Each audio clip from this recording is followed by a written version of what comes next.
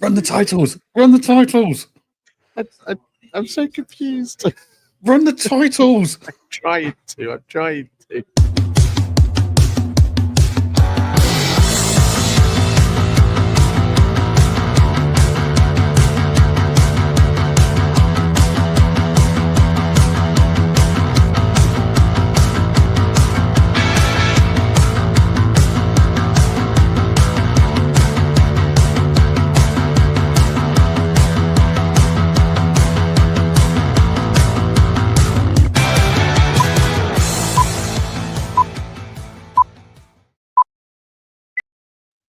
Hello, everybody, and welcome to Ask the Accountant podcast. That was the worst intro we've ever done, mainly because something broke, and I'm not sure what did.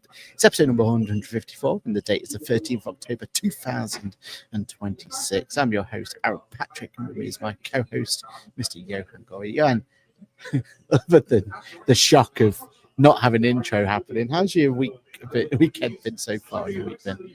You know what? It is misty outside. I can barely see the house next door. It's rainy, but I don't care because we've just had 2 days of glorious sunshine. Like, it's the 13th of October. I've not turned my heating on yet. Yesterday, I had to open the doors and windows to let some air through because it was too warm in the house. Like, I'm loving life. I can't complain. How was your weekend? Yeah, it's good. It was busy weekend, but good. And now I got up nice and early this morning, got on the train, got to London. And now my second favourite podcast studio. Third favourite, fourth, fifth. Let's say sixth favourite. Oh my God, that went from second to sixth quick, didn't it? I remembered about Brewdog. Thought to myself, actually. I did it justice on it, really. Yeah. So yeah, nice early start with London. We've got a podcast today with Steph, so that'll be good fun with the meshed crew, so that'll be good fun. Yeah, just busy, and we've got a lot to talk about today. So let's run through the most important people, and that is our community. We've got Cheryl there first thing on 8:30. Good morning from a misty South Yorkshire. Autumn is definitely here. You're not the only one with a misty then. No. Was it misty for us? I don't think it was, I mean, you won't know if you look out the window in London. That could be smog. It could be anything. Yeah. It's green, that cloud. What does that mean? Yeah. Not good.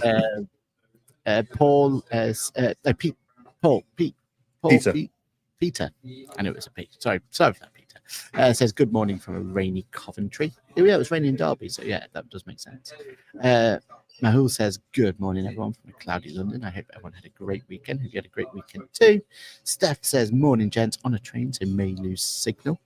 I tell you what, train signals at the moment, it's got worse than it's ever been. It's got better on the East Coast line.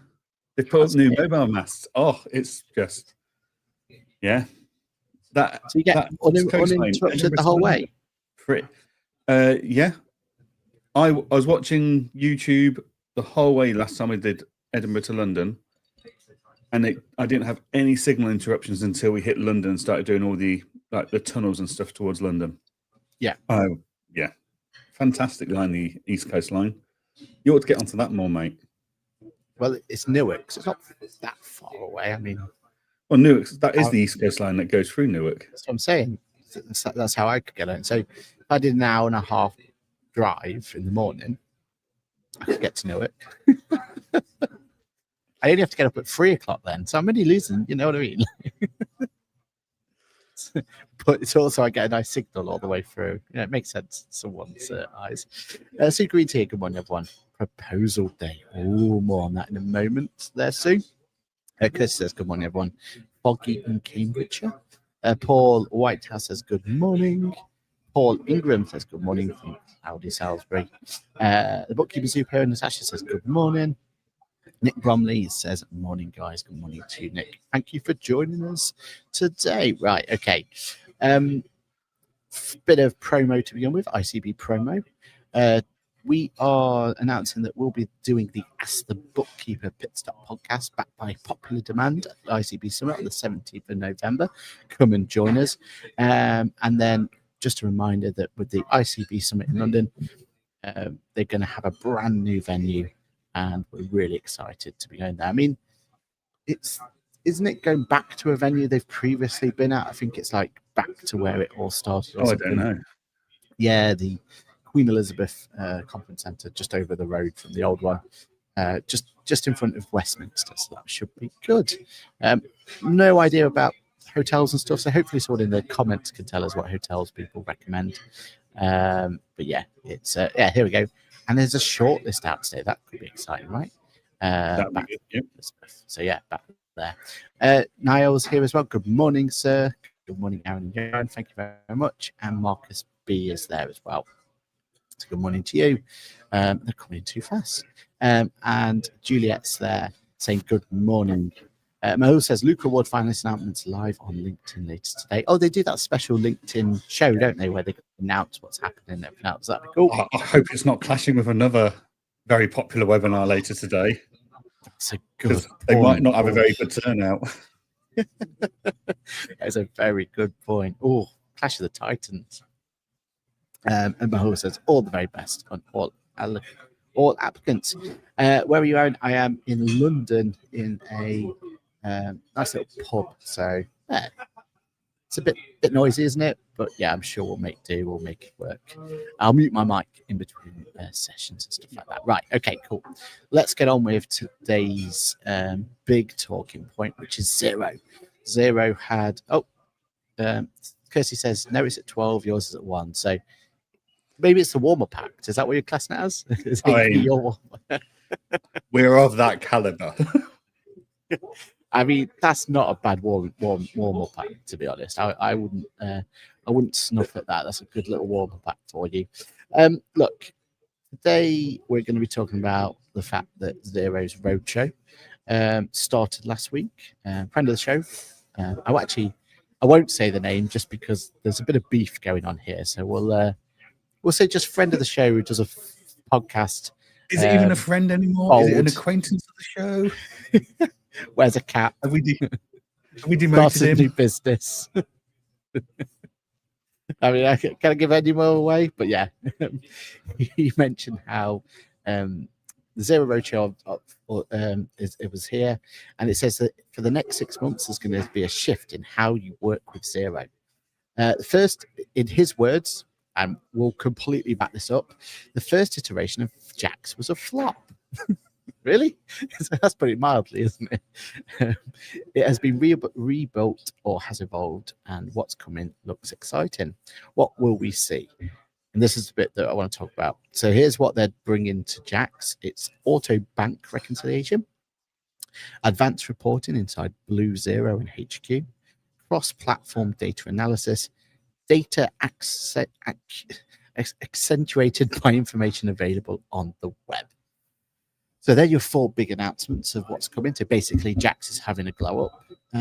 Out of them, I think we kind of talked about one of them already, didn't we? That final one, data accentuated by information available on the web. That's the ChatGPT like connection, isn't it? By the sounds of it, yeah. Cross-platform data analysis. That sounds like that they're bringing in, or Jax will have access to the other apps in the ecosystem. So that's cool. Advanced reporting inside Blue Xero and HQ. I assume that, well, actually, I've seen this. It's in my product at the moment as a beta. This is Sift Analytics built directly in. So that's pretty cool, isn't it? We'll leave the first one till the last. But out of those 3, thoughts was that we expecting more. Most of it sounds like a evolution of what I've had for years in the form of Sift Analytics. So, all right, it's nice that it's in Xero product, but I was quite happy with where it was in Sift. Sift Analytics have always had the. When did Sift Analytics launch their AI? Quite a while ago now, and they were the kind of guys that I held up and going, "This is how you do it." No marketing bump for years and months. They just went, "Oh, we turned on AI last night." Like that is the way to do these things. You know, Xero and QuickBooks could learn a few things here. The Sift Analytics has always had the opportunity to go and benchmark your client's performance against people in the same sector, but there is a caveat to that. That relies on people setting up these accounts in Sift Analytics, putting them to the right sector.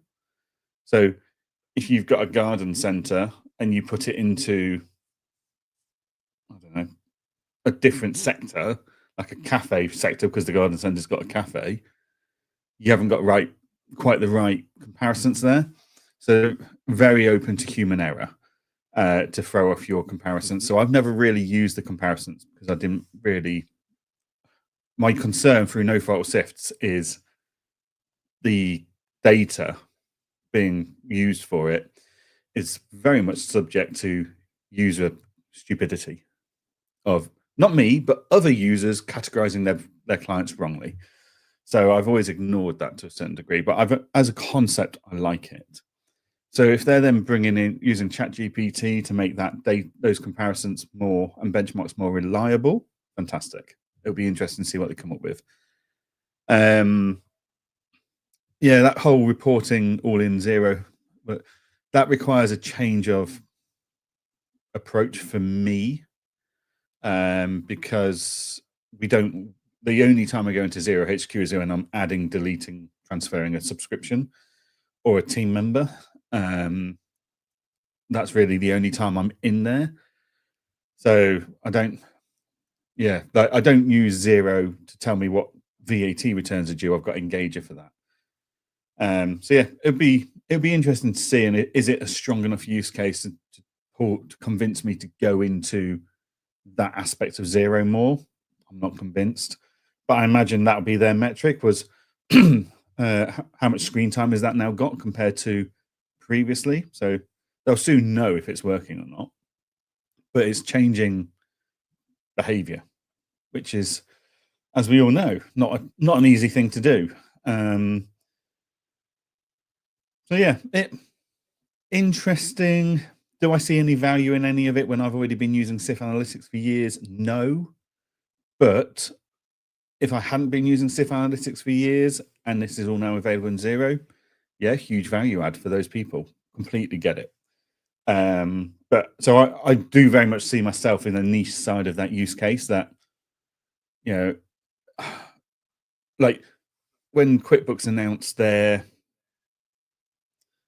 what was that really poor attempt they did of reporting where they had graphs and stuff? Oh, overview. Not overview, a command center. Yeah, or whatever it used to be. Like it was of no interest to me because I had SIF Analytics, which pissed all over it.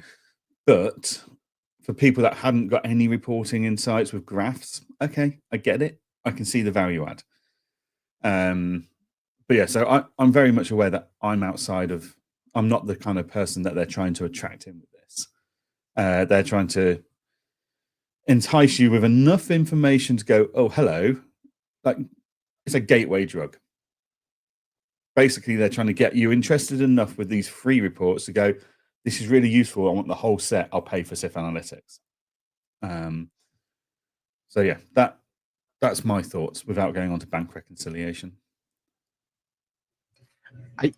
Playing with the SIF Analytics, I think one of the big bits that they've done, I think it's, a gateway drug. I completely agree with that one. But I think also what it does really well is it simplifies it, because as great as SIF Analytics is, that first time you go into it, it's really overwhelming, isn't it? It's like there's all these different things, and it's something about a report pack, and you have to kind of generate these report packs.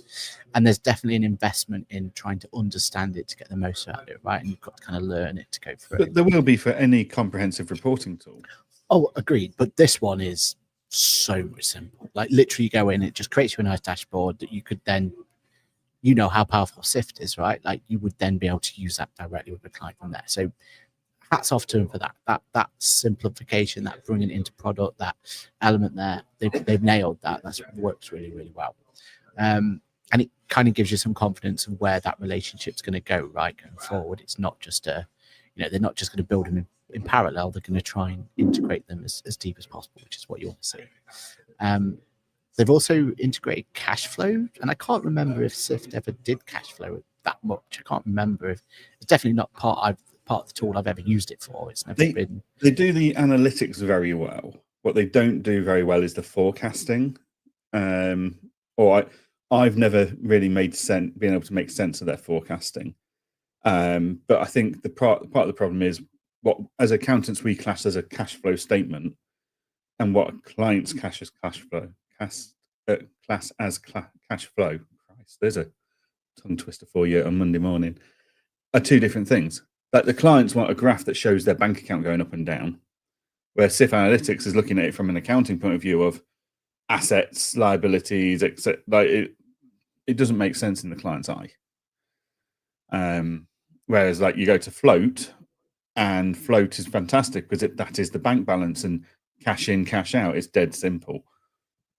So if they're bringing that in, but they are refocusing it on for what the client expects when they talk about cash flow, then fantastic.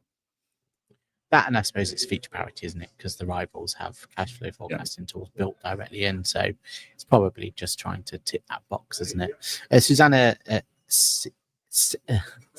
Sisu, bookkeeping. I think I've just butchered that. Sorry.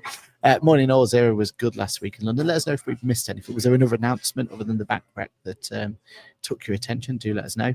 And she's agreeing with Cheryl. And Cheryl brings us on to our next topic. We all automated bank recs don't work. I think that's supposed to be AI. AI automated bank recs don't work. You spend more time on doing entries and redoing it than it would to do it yourself in the first place. That brings us on to our next topic, which is, well, the next announcement, which was the auto bank rec that's coming in. Now, I've not been able to see this in action. I don't know how good or how powerful it is. But my initial reaction with this was really positive because for me, I never thought Xero would ever embrace bank reconciliation, ever. And the fact that they're going in to do it, straight with this new AI functionality like Jack's powering it and all that sort of thing, felt like that was a good thing. Will it be as good as Intuit's new AI powered one? Yet to see. We can't see that. We've not been able to compare them. But I would say that it doesn't have to be as good as the Intuit one. It needs to be better because they've waited, like the Xero fan club has waited that long for Xero AI, like a reconciliation tool properly, right? Surely the only way they can come with this is to come with this and actually just make a better product than what the competition's doing. So I'd be very surprised if they come out the gate with a better product than the competition has. But we'll wait and see what it's like. But it was interesting because even though I was like, look, actually that's a pretty good thing, pretty impressed that they're taking it seriously, I got some flack, and the flack was, I'm not sure we're on the same page knowing how QBO handles bank reconciliation. And that got me really confused because, we can all have these debates of what's good, what's bad, which is right for the right client and everything else. But Xero's got strengths, like, if you need to do user permissions. User permissions, that's definitely one of them. If you want to do the ability to approve transactions, right? They've got a really slick workflow built directly in. Like that's what their strengths is, right? They're refining their product at this point. But QuickBooks has always had the strength as by far a better bank reconciliation, actually has a proper bank reconciliation solution, right? To see this comment that I'm not sure we're on the same page knowing QBO, and then goes on to say there's lots of positive with QBO, but I don't think bank rec is one you can put forward, absolutely baffles me. Because take away the AI side of things, it was clearly and by far a better part of the product than Xero's ever designed, because Xero's never even cared about bank rec, right? They've never even put one in. In fact, we spoke on this show, was it 6 months ago, maybe longer, how in Xero do have a bank rec report. Yeah, but it's not a bank rec, though, is it? It's not a bank rec where you're going tick, tick, tick, tick, tick, line by line. But it's not the tick, tick, tick that I'm interested in. It's the locking it down that for me is the bank rec. That's what sets a bank rec apart, right? It's that you've invested time to go that there's £1,000 in your bank account. If you've invested time to say that, you should always be able to get back to that point. Like you should be able to get back to there at whatever point in time. So that next time you bank rec, you're putting another line in the sand, and you put another line. You know what I mean? Like a bank rec to me is about saying that you've agreed that the bank agrees to this, and if any changes happen, if any adjustments happen, you can quickly get back to it. And that's what Xero's never done. They've never had that. Yeah. In fact, I did a video over the weekend, and I've got one of my demo accounts, and it's got a big tick saying reconciled, but it says the bank balance is £100 and the statement is £10. So clearly there's a problem, right? Clearly there's an issue here, but there's still a big tick say it's reconciled, but there's no options to get me back. So that's the bit for me that's the bank reconciliation area. Is it that bank rec has got this I don't know, bad rep about it at the moment? Because the same happened when they talked about bringing it from America, didn't they? Xero's built a bank rec apparently for America, and there's a big uproar from the UK accountants and bookkeepers saying, do not, under any circumstance, bring this over here. We don't want bank rec. What am I missing? Why wouldn't we want that comfort blank, and why wouldn't we want that security? What is it that's so like bad about a bank rec? Have you got any ideas? So I get what you mean about drawing a line in the sand. I suppose Xero's argument is you can lock the books whenever you want to lock the books, which would then stop the bank recs becoming out of place. But I agree with you. Once the bank recs is done, I don't want it to be able to change. But I also don't deal with bank recs, and I don't want to sound big-headed or anything, but that's not in my day-to-day work. I've got a team that does that, and they don't feed back any issues with the Xero bank rec to me. And we've just undergone quite a comprehensive load of work for bank recs and stuff for a client who's going for quite a major lending requirements. And lenders have been more than happy with the reports and the outcomes from Xero for that.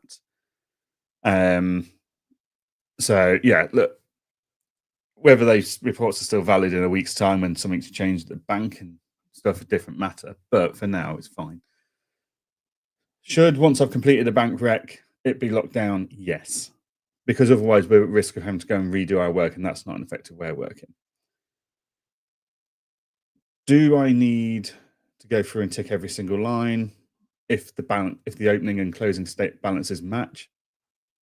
Potentially not, but that's my high level approach. That's not my bookkeeper hat on and best practice hat on, shall we say? Because who knows what mess is in there that's led us to still balancing the books. So yeah, look, there's obviously different ways of doing things, and you as an individual need to choose the tool that allows you to do the workflow you want to get to the endpoint that you want. Would be my overall suggestion on this one. But yeah, I can see pros and cons for both.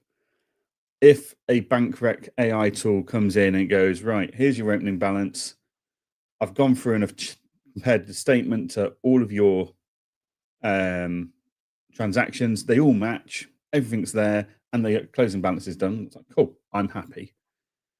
That saves my team going through and doing it transaction by transaction. Brilliant. If that can't then have a line drawn in the sand, as you say, and it locked down, that's a problem. But we don't know that it can't yet. We've not seen this new tool to know that. But yeah, I think bank recs isn't something I get worked up about. That I've got a team, and I've got a very responsive team that feedback constantly about what is and isn't working in their business, in their workflows. And bank recs isn't one of those things that comes back to me. VAT checks, year-end adjustments, etc., working papers, that's what dominates the feedback sessions I have with my team. From your point of view, I get the high level from what you're saying, but surely from a high level point of view, you want that confidence, right? You want to go into a piece of work, because sometimes it's not your team that's done it. Sometimes it's a client that's done the work, and you're coming in blind almost, right? And they booked in a meeting for two. No. But sometimes it can happen, right? It could be, but there's definitely, yeah, but even in your firm, you could have a client, like new PNC, for example, could come in and everything else. Like, there is times when you just want that confidence that what you're looking at is correct. And a simple bank rec or a simple position where it says this bank was reconciled up until this point is all you need sometimes, just to have that confidence that you're looking at data, or at least understanding at what point that data is correct to, right? And within Zero, there's no way of actually putting that date. It says it's reconciled, but it doesn't mean it's definitely reconciled. You've still got to do your cross and checks and changes. Yeah. And you're talking about work papers, right? Well, one of the biggest parts about work papers is having to make sure that you've got that reconciliation done, and whatever supporting documents you use, either it's a report from Zero or whatever it's going to be, you're going to need to put that there. And to me, just not having a way to do it, and in Alpha, we don't even just reconcile banks, we reconcile direct loan accounts, VAT accounts. Well, this was my next comment. Was, you know what though, we're getting obsessed with the bank AI reconciling, which is like so down there in the future as far as advancements are concerned, which is amazing. But actually, I think we need to stop, because the bit where I lose most of my working time for my team is PAYE, VAT, bank loans. Like, why has no one built a basic bloody tool that goes, I'm creating a new chart of account, which is a bank loan or a credit card or something, and you tell it what the interest rate is, so it can calculate, like we calculate fixed assets, not in QuickBooks obviously, because that's a bit advanced for that, but in Zero it can calculate the fixed asset registered depreciation, right? Surely we need a tool that will help us calculate bank loan interest and bounce back loan interest and stuff, and do those journals for us. That would save my team so much time right now. But we're so focused on bank recs, and it's going so far ahead that everything else is just falling further and further behind. Is it so far ahead though? Because I mean, I'm already playing with the tool where you go into any of those banks, any of those accounts, just so you VAT, basically anything you can generate a statement for. So HMRC statement, or we're even trialing it, and it's coming back most of the way there. But we're trialing it with like if you've got a sales account. So say you rental property, for example, you've got your sales statements, it's got deductions in. Anything where it's starting balance, ending balance, line by line transaction. And all you do is you go to the reconciliation page, upload the PDF, they'll extract all the information for you, and then the cleverness is it then tells you which is there, but more importantly, which isn't there. And then it lets you generate those transactions directly. That's a tool outside of Zero and QuickBooks. No, it's not. This QuickBooks. That's what I'm talking about. QuickBooks, Intuit. Yeah, Intuit says bringing it in there. So that's the level of where reconciliation needs to be for JAX to be comparative, right? And comparable. But that's what I'm saying. Like, that's where we've got to now, is a case of, it's not just about bank rate. Yeah, the bank rate's the nicest bit, because that's the easiest bit to explain to a client, right? Send me your PDF statements. We'll upload them. It's going to go through line by line, find any differences, and tell you what the differences are, and let you post them directly from there. Okay. and complete them. Great. But the cleverness is doing reconciliation with everything else. So do it with a VAT account if you've got a VAT statement. Do it with the PAYE. If you download the PAYE balance you've got, it can then go through and find those, but the statements, and put them in. Works a treat for stuff like that. The cleverness though is that it locks it down in place, so that I know you can lock the period down, but we all know things change over time, or even your team member could accidentally post it to HMRC when it should have been to VAT, for example, like something as simple as that. Like, they're the sort of things that this will be able to go straight away and go, whoa, that didn't appear on the statement. You've got a problem. Let's fix it. Let's reverse it. Let's change it. And that's where I'm saying this reconciliation needs to be. That's the comfort blanket I have, knowing I can go to one report or the overview screen, or now even in the, before I've even got into the client, and I can see where that status is. Out of those accounts we just said, when was the last time they reconciled? How up to date are they? How confident am I in giving business advisory, or talking to the client, or letting the client know that they're going to get their accounts by a set date, or whatever it's going to be? Whatever those decisions we have to make at a high level, we want that comfort blanket, don't we? We want that there. And that comes back to, I think, that whole idea about Zero HQ. They want you to spend more time. I'm all up for that, because I think that's where we need to be, right? We need to be making use of that time. not having to log into every individual client, but seeing that holistic view. I think the more that all of the providers can provide that for us, I think we're all going to be better off for it. So yeah, the AI goodness is there. It's ready to go. I think the proof is going to be is can Zero keep up? Can they keep up that pace of change? Can they deliver it the same as their competitors can? That's the bit. Can they roll it out to all balance sheet lines instead of just banking? Yeah. No, I get it. And like if they did roll it out to all balance sheet lines, that would be great, because that's probably one less thing I need to do in the working papers tool we've got. That's it. And then the idea would be as well is that if it can work with that working papers tool, because Zero announced their new working papers tool, haven't they? That's CAS 360 and everything else. The dream would be is you do a reconciliation in one, it just pushes it directly to the working papers tool, right? Like one less thing to worry about. I don't need to go and do extra reconciliation for this account because we've reconciled it in product, right? Like that's the dream you want to get to. That's the workflow that makes it easier. And back to that idea of that holistic view, you want almost a score, don't you, of all right, we're 60% ready to finalize these set of accounts because we've done 60% of the account, or even better, 40% was done automatically. They're going to be amazing metrics to work out capacity going forward and things like that, aren't they? Like that's where we want to get to. That's the future we want. So I think these updates are positive. It'll just be really interesting to see. Are they not also limited to data input? So actually what we really need is banks to open up bank accounts, to credit cards and loan accounts to open banking, so that A, transactions can feed in when they happen, but B, tools like Armalytics, Stream Connect, etc., can connect to the bank and go, right, here's the annual statement for this loan account. Here's the annual statement for this whatever overdraft or whatever they've got. At the moment, my biggest headache isn't actually reconciling those accounts as such. It's not once we've got the data, really easy, like manual or AI, whatever we choose, whatever we do to go forward. That's the AI is saving minutes for us potentially, because you'd still want to cast your eye over it. You wouldn't trust it completely. The bit where I'm spending a lot of time is chasing the bloody clients to get the information in the first place. They're great at giving us bank statements. We've got Armalytics for that. Makes our life so much easier.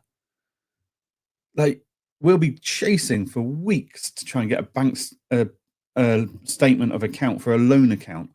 Bounce back loans. Like I can't wait for most of those to come to an end this year and next, because I'm fed up of chasing it for it. Like I've got two companies that have both got bounce back loans with Starling Bank. We've moved away from Starling Bank, not out of our choice. Like Starling Bank debanked us. If you don't have a bank account with Starling Bank, you can't see what your what your balance with the loan is. Like one of my clients had the same issue. The only way he managed to get a balance due was by missing a payment. So they sent him a letter chasing him saying, you owe us this, this is the balance. It's like that shouldn't have to happen. It's just, yeah, AI is great, but actually it's not the bigger problem is getting the data still for 90% of the balance of the balance sheet lines is not feasible. And like you said, that's all down to open banking, right? Like we shouldn't even be having these conversations at this point in time. We should just. It should have all been done. Like it should never have been restricted to. Like, why is it optional for credit card providers? Like it doesn't make sense. Just enforce it on everybody and every type of account. Yeah, it's not like it's not like it's come out the blue, right? They've had plenty of time to prepare for it now. And then what we should be talking about is the AI is automatically grabbing these bank statements and automatically reconciling for us on a set date. And that should be the conversation at this point. Not like you said, well, we'll do a data gathering episode and then feed it to the AI today. Like QuickBooks years ago was launching a statement fetch thing for an annual statement or quarterly statement. Whatever happened to that? Because the one account that was like deemed ready to go, put restrictions on and said that you could only extract the data within a 15-minute window. So the client would go on, authorize, and then you get 15 minutes to extract it. Clearly that bank did not read the brief, but in fairness to them, they're the only bank that were ready to actually rock and roll and deliver that service, which is mental at this time. My concern with bank recs is we're all far too excited by AI. That's actually not going to save us a huge amount of time. And we've still got a fundamental problem that AI is kind of becoming a sticking plaster to cover up.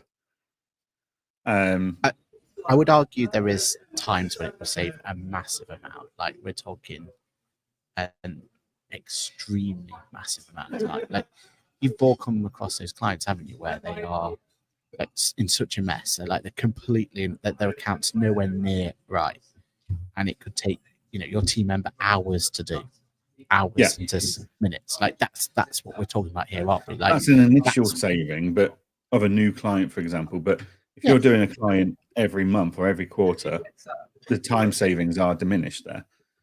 Whereas actually, huge time savings would be, so we've got clients who do management reports and they go to lenders to keep them happy. So we're having to chase a bank statement for a loan account every quarter. I mean, I've got one client where we have to do it every bloody month. So take that year-end pain and times it by 12. Like AI is not helping me with that.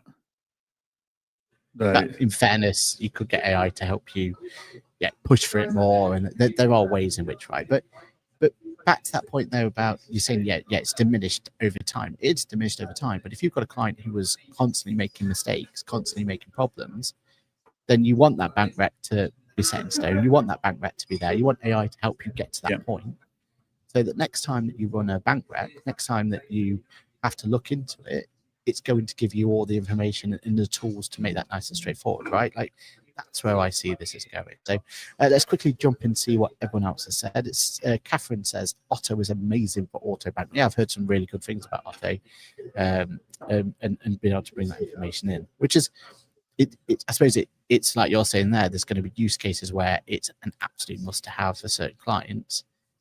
Probably for the vast majority, you don't need it. It's fair to say, isn't it? Like the tool within the product is good enough. I need a good bank rec, and that's QBO's strength, says Susanna. Yep, absolutely spot on. Yep, couldn't agree more. Which is again why I don't understand this beef that I've had with this individual.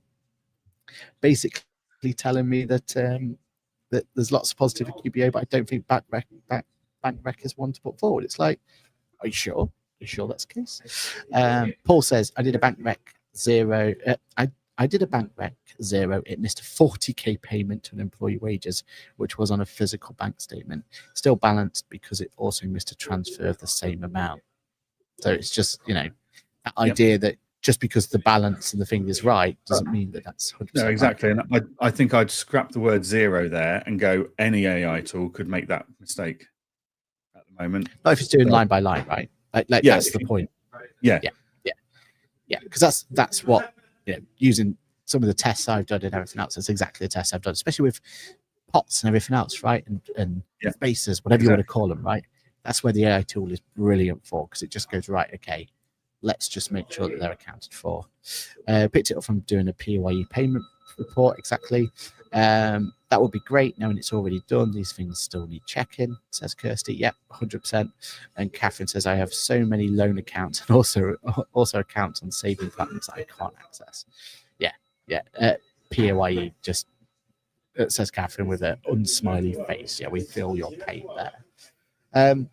So overall, it seems like Xero's going in the right direction. I mean, they needed to put Jax as their priority, didn't they? That was a must for them. We've already debated and talked about how we think the Chat GPT is either going to be the best stroke of genius they've ever done, or the worst thing they can do. The right, only history will tell, right? Which side of the fence that's going to be on. But it's it's positive that they're kind of pushing that bit forward, because they need to. They need to get people excited about it again, don't they? Yeah, they need to get the excitement there. They need, but again, I don't want them getting the excitement there 6 months before it's actually released. Like, I want them to actually just get on with it and tell us it's there now or it's coming in the next month or something. So the real test with all of these things is the proof's in the pudding. Like, Yep. once I see it in product working, I'll make a judgment call then. Okay, cool. Let's look at Apron then. Apron gets adds get paid accounts receivable tool. So they're trying to kind of bridge that gap between, well, they've absolutely nailed how you can deal with suppliers and bring all that information in and pay them, pay employees, how you can extract data as part of their tool set. They do bank statement extraction as well now, don't they? They've got all of that tool set in there. So that in payments or get paid to them as well.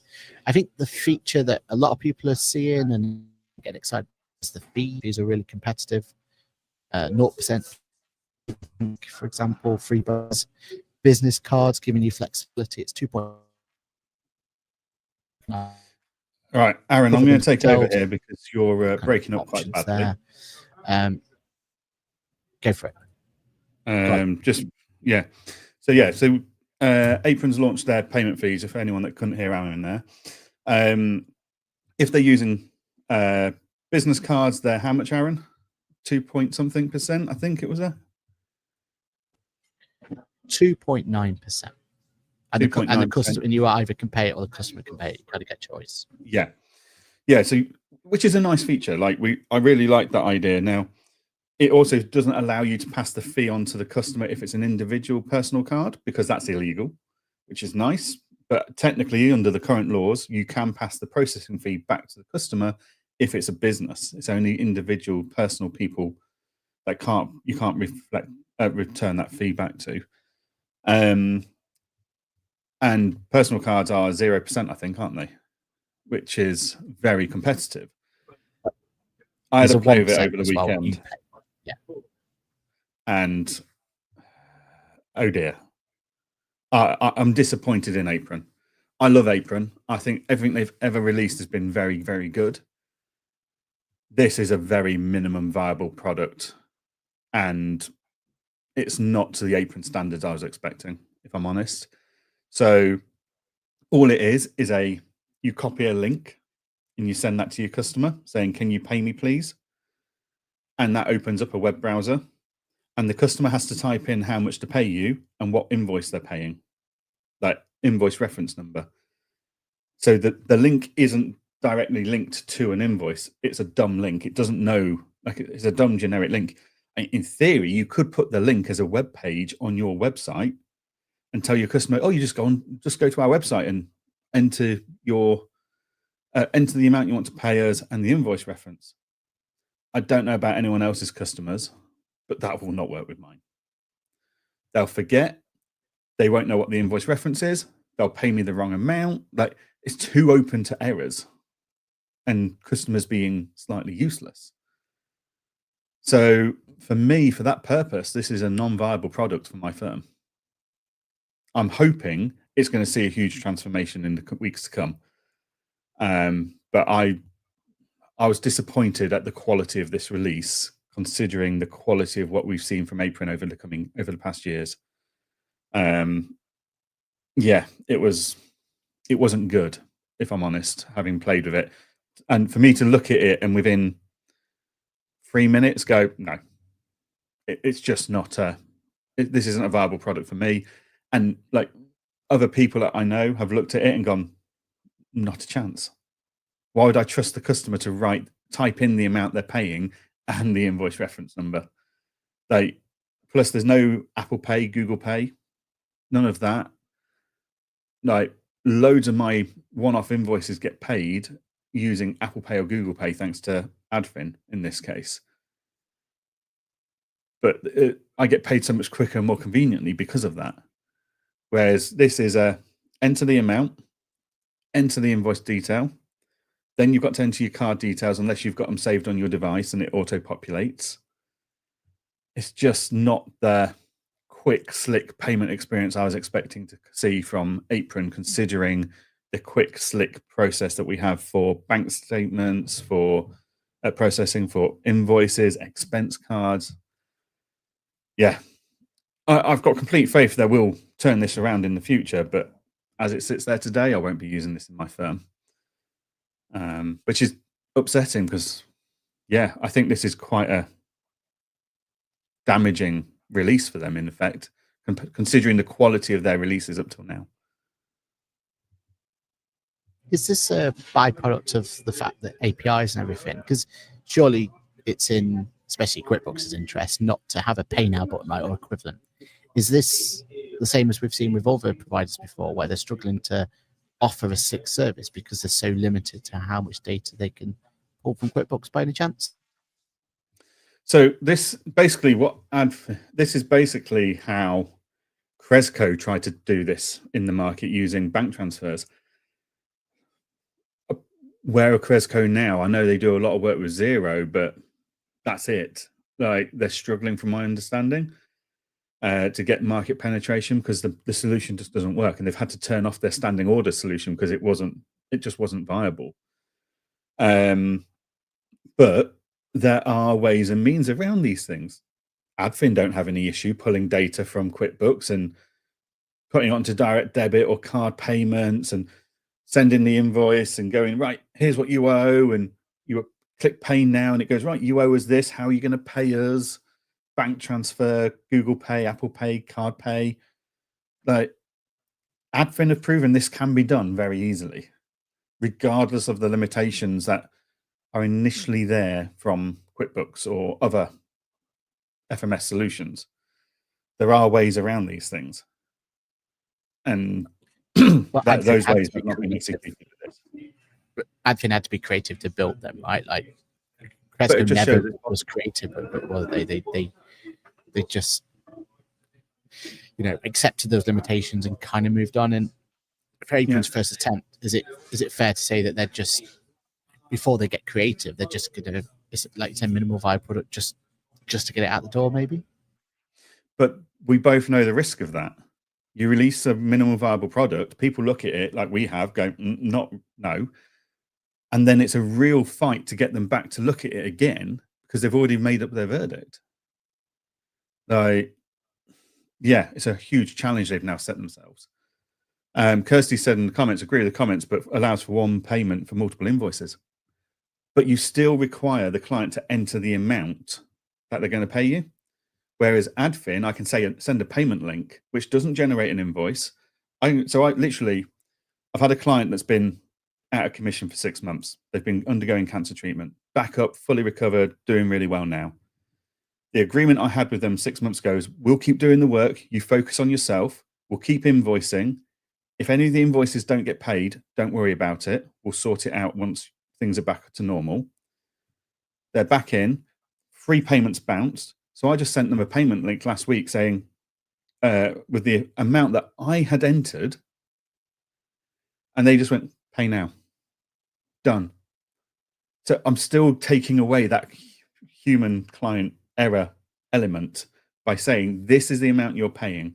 And then that payment comes into my bank account and I can go, right, that matches to that, and that. So I know they're paying the right amount to the penny. Like, when I moved house, the direct debit stopped for my utilities bill.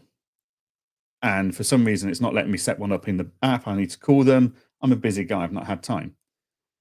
I sat there over the weekend. I looked at it. Oh, I owe Octopus Energy this amount of money. I went in, paid it, but it doesn't tell you. It asks you how much you want to pay. I missed 10p off. Like, that's how simple it can be done. Is when you go from one screen to another, you don't get the right amount. How messy could that get if every customer's doing that and you can't reconcile every payment to every invoice? Because it's 10p here, 20p there, missed a pound, missed a £9, whatever it is.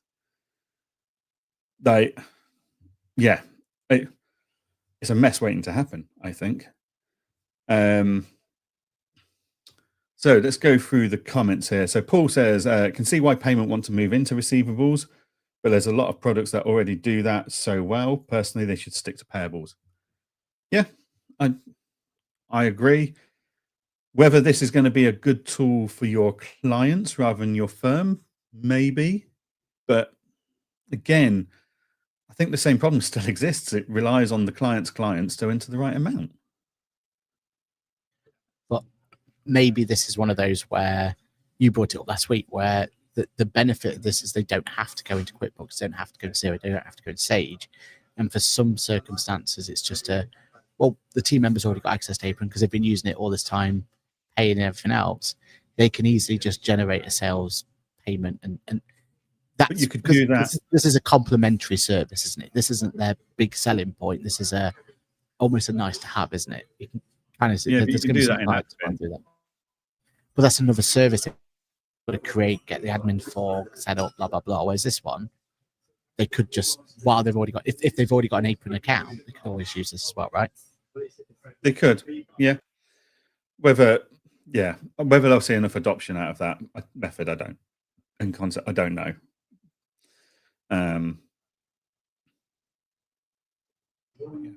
Sharon also says, I'll stick to adfin for payment receipts. Apron just sticks to the making payments in OCR. Seems to be the going consensus.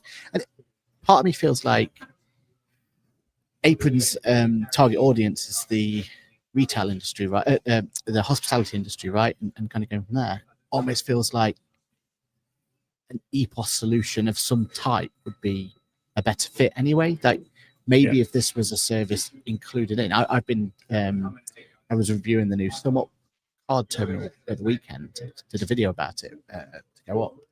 And one of the nice features they have is a pay link with a QR code in the terminal, right? Like I could see later down the line this complementing a solution like that. But it is at the moment. It seems like most people will be looking for other solutions for it, and it's just going to be something that a handful of clients are going to take up, aren't they?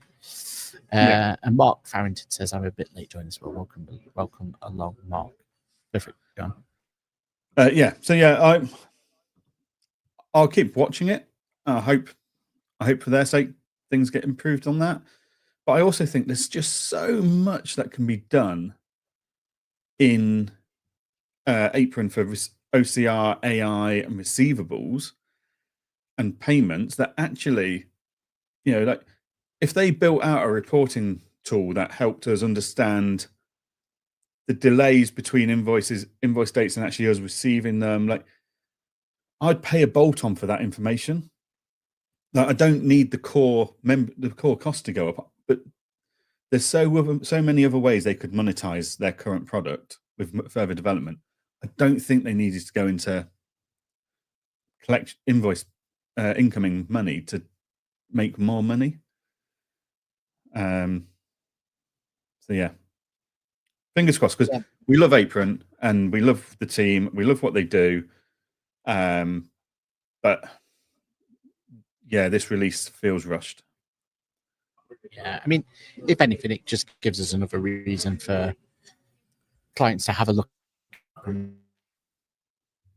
It's not the thing that ultimately want the clients to take up, but it's another features, and Pay Now is one of brings it back around, because we know when they get in for the OCR part and all that, absolutely brilliant. They've got really class there. So hopefully this is a way we can, us as accountants and bookkeepers, can start that conversation again with a certain client. Do it that way around. Let's talk about our next part then. I moved it around a little bit, so we'll save some of the topics for next week. New Zama checks. So Zama's released a new feature update, meaning that you can now, so for anyone who doesn't know, Zama is an AML tool. We use it in our practice. Johann definitely uses it in their practice because he was instrumental in the partnership between Zama and Engager. And it's certainly for our practice revolutionized the way we deliver AML checks and getting that KYC sorted and doing ID connections. And the way it's always worked really well is you send one link, like an email, and the client is then step-by-step walked through on providing them with documents. So typically it's a selfie and take a photo of your passport. But now with this new app integration, you now have the opportunity to do the NFC a check of the passport and bring that data in and do it that, which is a much more secure way of doing it, isn't it, than just taking a photo and extracting it from OCR. For anyone who's done the digital checks through Companies House yet, it's the same method as that. Go through, but now we've got the ability as accountants, bookkeepers, to bring it into our onboarding process and to let clients basically verify themselves using that, going through there. Have you been able to test it or anything yet, Johann? Or have you seen it in action or anything like that? We've not, purely because we've, as a firm, and this is going to be a discussion point we're going to have next week in a lot more detail. I think this will probably fill the hour next week. As a firm, we're not offering the service. As a firm, we are directing clients to do it themselves. We're showing them how to do it. So we will not have any need for this level of check. We'll continue using Zama for our ID collection, verification, and AML checks, but we won't be doing the NFC stuff because we don't need that from an AML point of view. I mean, we're already above and beyond compared to the majority of accountants and bookkeepers out there who just look at a passport, photocopy it, and sign it off. So we're comfortable with our AML process. So yeah, we're not going to go to the whole hassle of getting the clients to download an app, verify the NFC stuff when we're not offering the ACSP services. Like, we're registered, we're able to do it if we wanted to, but we've decided not to bother because there's too much risk for us at the moment. But we'll go into that conversation a lot more next week. But yeah, because of that, I've not played with it. But just to be 100% clear, this isn't just for the ACSP verification. This is No. you could use this as a way of trying to be more or less restrictive for the clients in the first place. In that whole try and improve their journey, right? Try to improve their onboarding journey, because for some clients, the idea of that's quite neat, right? Like, you install one app, scan your passport, and in theory, you're most of the way there to be verified, right?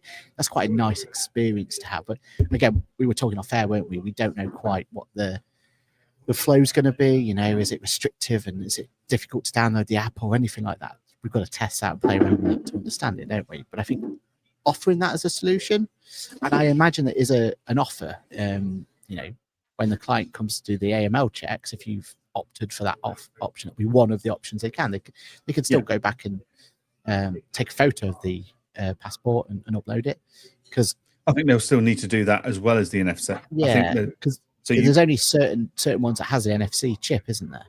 Yeah. So basically, at the moment, what we do is we ask them to take a photo. We send them the link. They're asked to take a photo of the passport and then to take a selfie. This would be one further step of NFC check, which is required for Companies House. But for AML and stuff, for the extra pain point of downloading an app and doing it, we're not convinced for AML purposes. Now, I'd absolutely love the government to turn around and say, this is now a requirement for AML, because I don't think 97% of the industry do good enough checks on it for AML for ID.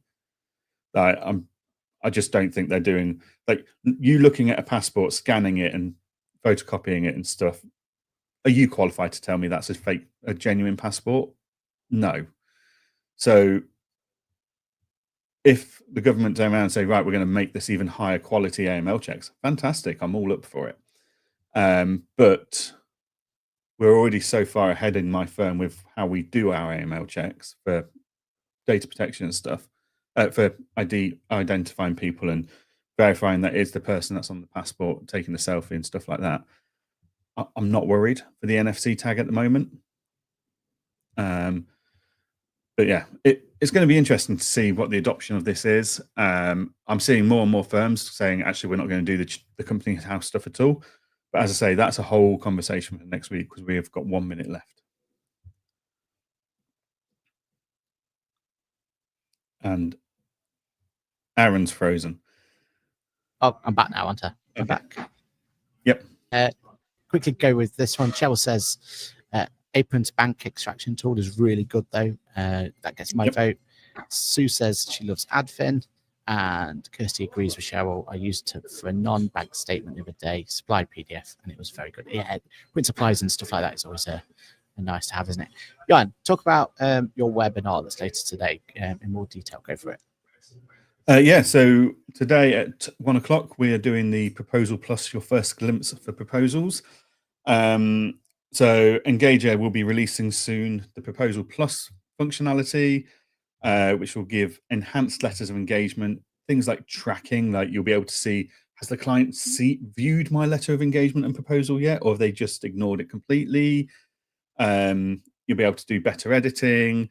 You're going to have a whole history of all the letters of engagement and proposals you've ever sent to this client. So yeah, I'm doing that at 1 o'clock to 625 people, according to the registration form at the moment. Biggest webinar we've ever done. Ickle bit nervous. Like, there's a lot on, like, we know how important this release is. So we're very aware that I need to deliver the webinar well. And answer the questions and stuff. So yeah, the whole team's on standby for today's webinar, basically. Well, thankfully, got a good product to back it up with, right? I mean, we saw it at Accountex Manchester, didn't we? So if it's, and I'm sure it's improved since then, but if it's anywhere near what we saw at Manchester, I think everyone's into a nice surprise. Paul's final comment was, we use Zama for AML, and Informed Direct recently ID added a verification check as part of their incorporation process. Yeah, it seems like a slick process, that one, from what I can see of it. And we'll talk about next week of, are we even going to use that, or are we just going to get the clients to do it? That's for next week. Yep. Looking forward to it. Johann says Cheryl, so we've got at least one person turning up, so that's nice. Yeah. Out of 615, one of them's definitely there. So that'll be good to see. Brilliant, Johann. What you got for planned for the rest of the week then, other than getting through this webinar later today? It's a busy week of meetings and covering support and stuff for Engager. So yeah, busy this week. All at home though, which is nice. How about you?